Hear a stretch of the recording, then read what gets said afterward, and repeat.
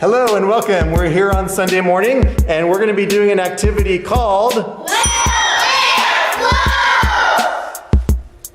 So we have wood with holes in it. Yes. Is it going to float? No. In 3, 2, 1.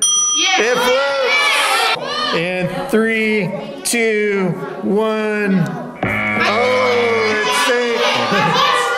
sank. 3, 2, 1. Oh, it's floating. A plastic golf tee. No. Plastic golf tee. Will it float? It won't float. In 3, 2, 1. Oh, it's floating. Will the cherry tomato float? No. In 3, 2, 1. Oh, it sank. In 3, 2, 1. It floats.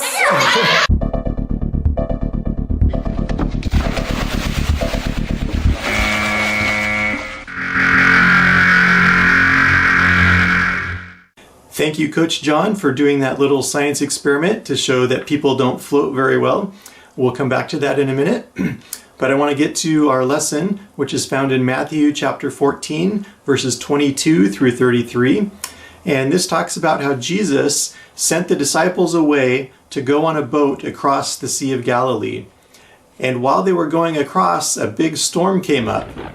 And then it says about 3 o'clock in the morning, between 3 a.m. and 6 a.m., they saw somebody on the water.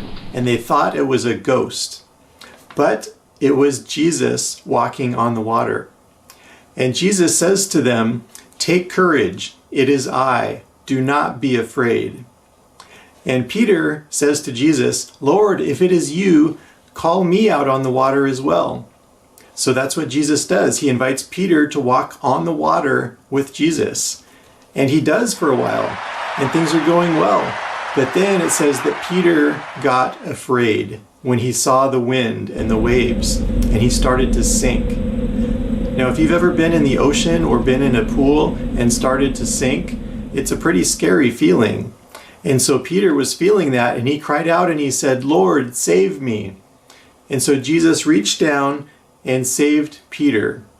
And he told Peter, "You of little faith, why do you doubt?" And then they got to the boat, and the storm calmed immediately when they got on the boat. And then it says the disciples worshiped Jesus. So we're in our series right now called The Names of God. So where does the name of God appear in this story? Well, it's kind of hidden. And it appears when Jesus was on the water and he said, "Take courage, it is I." Now, if you remember back to our story on Moses, Moses was worried that he would go to the people of Israel and tell them that God told him that he was going to rescue them from slavery. And he was worried that the people would say, "Well, who told you this?"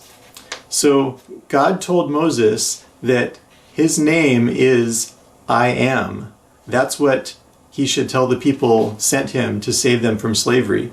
So it's kind of a strange name, I Am. And here in this story, Jesus says, "Take courage, it is I."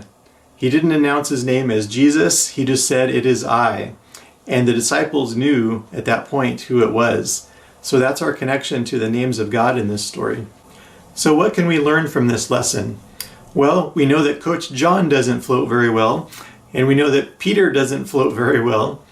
So what are the things in your life that cause you to sink? What are the things that you're worried about, that you're concerned about, that cause you stress or anxiety? And I just want you to remember, like Jesus was there to save Peter, that Jesus will never leave you or forsake you. And yes, there are some times where we may feel like we're sinking a little bit, but Jesus will never let us sink to the bottom. He will always be there. And his encouragement for us to have faith means that he wants us to trust him. So even though you're going through difficult times or stressful times, or you're anxious about things, just remember that God is always there with you to get you through those tough times. So I hope that encourages you this week, and we hope to see you sometime soon. Bye.